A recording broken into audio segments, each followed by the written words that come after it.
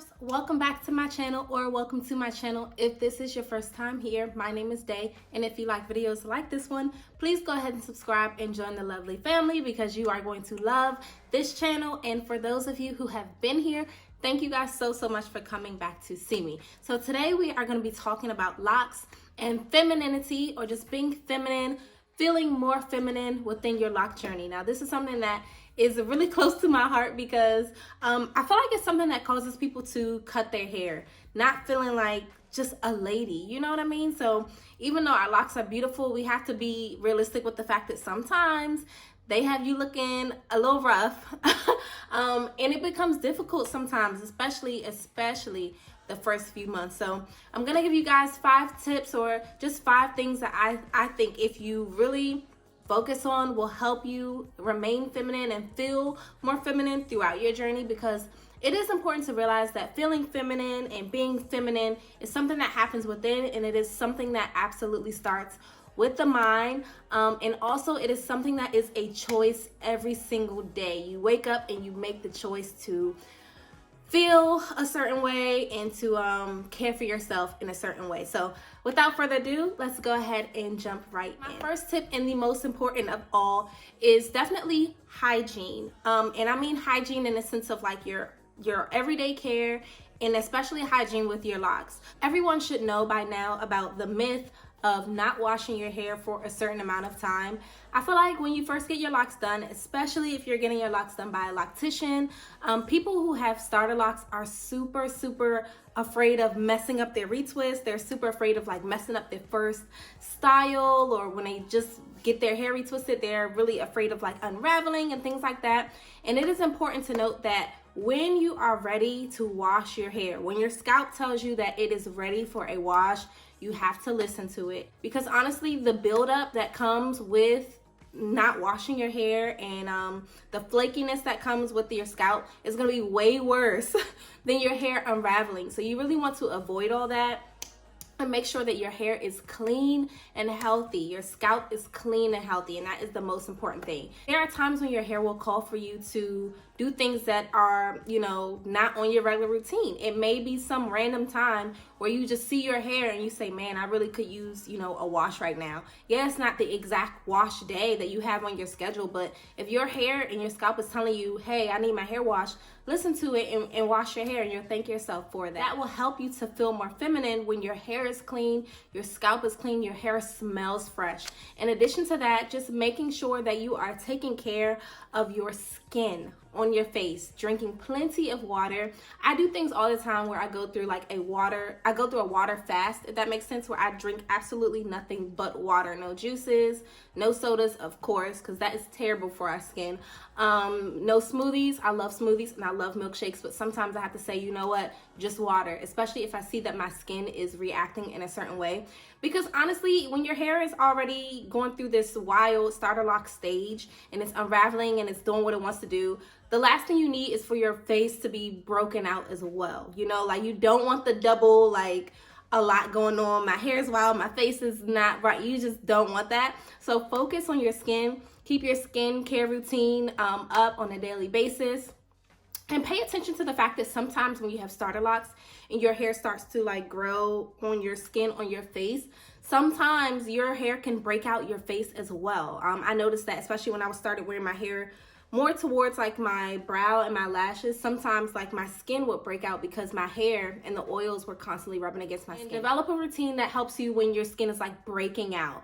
So I actually have a product that at nighttime, if my skin is breaking out, I use. Let me show you guys really quick. I use this mask at night. I have another mask that I can use for the weekend, but if I just need a quick touch up, say if this area is breaking out or something like that, I will take a little bit of this and put that on that area, leave it on overnight, wash it off in the morning, and it almost clears up or dries out the blemishes and just kind of smoothens out my skin. So I really recommend this or something like it, just having a plan B, okay, when my skin is acting right, this is what I use. And when my skin is not acting right, these are the products that I use. Also, a part of hygiene that will really help you feel more feminine is just smell goods and perfumes. I always say to myself, take the extra step, even when you don't feel like it. It's so much better when you can add those extra things like the body scrubs and the body oils and things to help you. You know what I mean? So it just helps you feel a little bit more put together. It helps your skin look a lot more radiant. I have like a quick 2-step moisture routine for my skin, for my body after I get out the shower, for when I'm like, okay, I'm super in a rush. I don't have time to lather up all these products, but I do want to still look moisturized. I use this Neutrogena body oil. I love this body oil. It smells good. It leaves my skin looking amazing, and it just gives me that fresh like scent. And then on top of that, I like to use this Nivea Essentially Enriched 48-hour lotion. I would also recommend getting a staple perfume, especially if I'm going out. I like to use the Kenneth Cole Black. My husband got me this, and I love this stuff. And it just gives me like a, you know, just take that extra step as to like, okay, I can put on lotion and I can run out, or I can put on my lotion, my oil, my scrubs, my perfume, and oh my goodness, like I'm feeling like a lady, you know? Number 2 is style. And I mean style in the sense of clothes. Now, we just have different types of style in general. There's those who like the street style. There's those who like the chic look. Whatever your style is, I would take that and see if you can find a way to twist it to make it look more or most ladylike. And I say that speaking from my own experience, because I was really into like street style at one point, guys. Like, oh my gosh, I love the tennis shoes. I wanted to be the girl next door, like tennis shoes, baggy t-shirt, but still wear makeup. Like I wanted to be that person. And I realized the person I was trying to look like, the Instagram girl that wore the jeans and the tennis shoes, but had like, you know, the makeup and all the accessories and things like that. That's what I thought I looked like. But in reality, I didn't look like that, okay? Like, I didn't. So when your hair is a little bit shorter and when it's, you know, going through these stages, oftentimes it will cause you not to look as soft, if that makes sense, especially if you're in between retwists, because your hair gives off an intense look. So if your hair is looking a little intense and your clothes are looking a little like, you know, baggy, a little rough, you can oftentimes give off like a tomboy look, even if you're not going for that, you know? So I liked certain clothes, but at the same time, I didn't want to look like a tomboy. So I would keep that in mind. I personally started exchanging out some of the clothes that I felt like did not fit my personality or just what I wanted to look like for other things. Like, it's totally okay. Please don't feel like you have to take anything and everything in your closet and save it forever. Like, sell it, get rid of it, and exchange it. Use that money to buy something that you like that fits your style. Okay, guys, so we're going to get really personal for a second. I'm going to take you into my closet so you can see a closer look of what I'm talking about and how I, too, am focusing on kind of transitioning my style and what I look like to look more ladylike. Okay, so this section of my closet used to be full. This is like tennis shoes, everything like that. And I realized after a while, like, I remember looking up in my closet one day and thinking, like, if I didn't have so many like tennis shoes and things, like I have way less now than I used to have. But if you look, like Jordan, Nike, it's all fantastic when I was in college. But now that I'm like a grown woman, I was like, I need to get rid of some of this stuff. Like, it's okay. I don't have to like just hoard it forever, especially because I'm not wearing it. So this section of my closet is where I started to reorganize and like prioritize, which is like my small leather goods. And eventually I want to get rid of like this section and narrow it down to like maybe 2 to 3 pairs. Also, choose pieces that fit your shape and show off your beautiful curves. Okay, like I said, once again, I was really into like the baggy t-shirt look at one point, and it was not flattering, you know what I mean? Like, I looked better and I felt more feminine and ladylike when I had a nice dress on that fit my curves. And it doesn't necessarily have to be something that shows a lot of skin.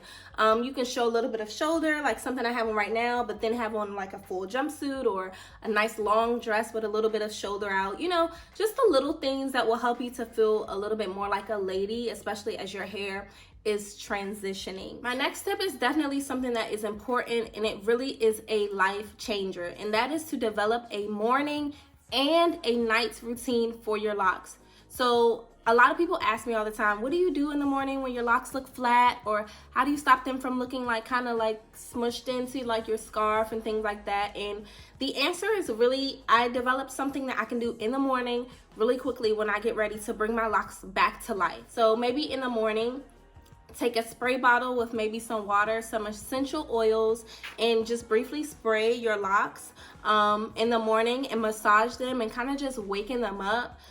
Spray your edges with oil and water and brush them, and you will see that just that 5-minute, routine in the morning will completely change the way your locks look throughout the day and allow you to look more feminine, more put together. The same at night. You want to prepare your locks at night for the way that you want them to look in the morning.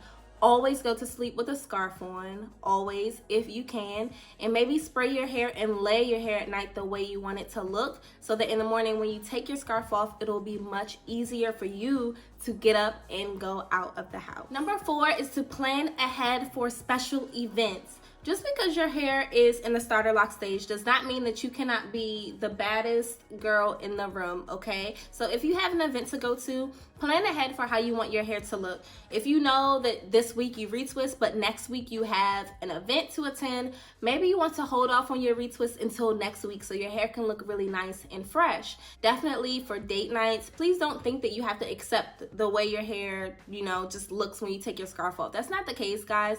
And I don't agree with styling your hair all the time because you don't want to add tension, but absolutely you want to feel feminine. You want to feel like your hair is an extension of you. So plan for the events that you go out, plan for the date nights for your hair to actually look nice, and plan around that. Even if you can't do styles, pipe cleaner curls, a pin up on the side, something simple that will help you to feel more feminine. And number 5, which is the most important thing, is to surround yourself with people who encourage you, who tell you you are beautiful, and who allow you to have room for self-care. It is so important for us to take time to take care of ourselves.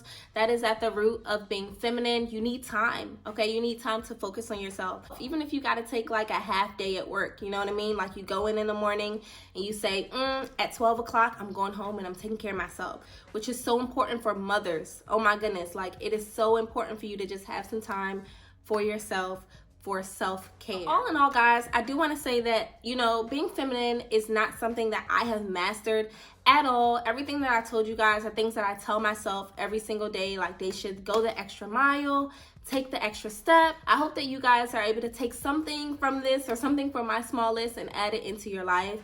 Please drop any comments down below about what you guys do to feel more feminine, to feel more ladylike in this journey, because I know that it is very difficult at times. But as always, thank you guys so much for coming in and supporting me and being a part of my channel, and I will see you in my next video.